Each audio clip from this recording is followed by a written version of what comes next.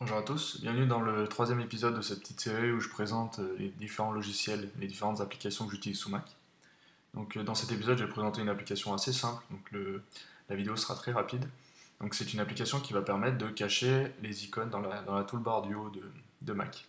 Donc il s'appelle Vanilla, c'est le même principe que pour Alfred, c'est un freemium, c'est-à-dire que c'est un logiciel qui est gratuit, mais on peut prendre une version un peu plus complète pour 5 $.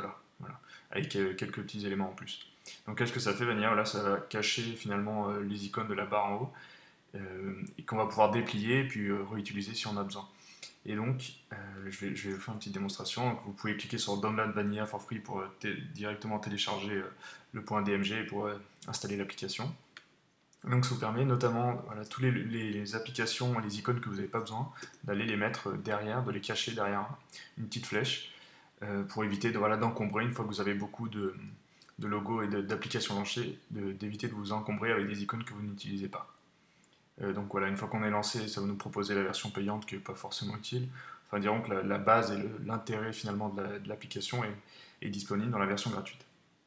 Donc après, il va falloir simplement, donc vous avez la petite flèche voilà, qui se déplie, qui se replie, la déplier, tenir la touche commande appuyée et venir glisser finalement les icônes qu'on n'utilise pas. Donc par exemple Spectacle qui va vous permettre de gérer les fenêtres qui est présenté dans le premier épisode de cette série. On n'a pas besoin d'aller cliquer finalement sur l'icône vu qu'on connaît les raccourcis, donc on peut aller le glisser pour le cacher. De même, les Wi-Fi, si vous n'utilisez pas Wi-Fi, vous êtes en filaire comme moi, vous pouvez décaler l'icône pour le cacher également, ou vous pouvez le désactiver directement dans les configurations Mac sinon. Alfred aussi, pareil, il y a une toolbar, j'ai configuré mon raccourci, donc j'ai pas besoin d'avoir le logo ici. Euh, le Bluetooth, pas forcément également. Donc la barre de recherche, j'utilise Alfred, donc elle m'intéresse pas. Et Siri également, j'utilise pas du tout. Donc là, pour le moment, bien sûr, il va pas avoir d'icônes que j'utilise.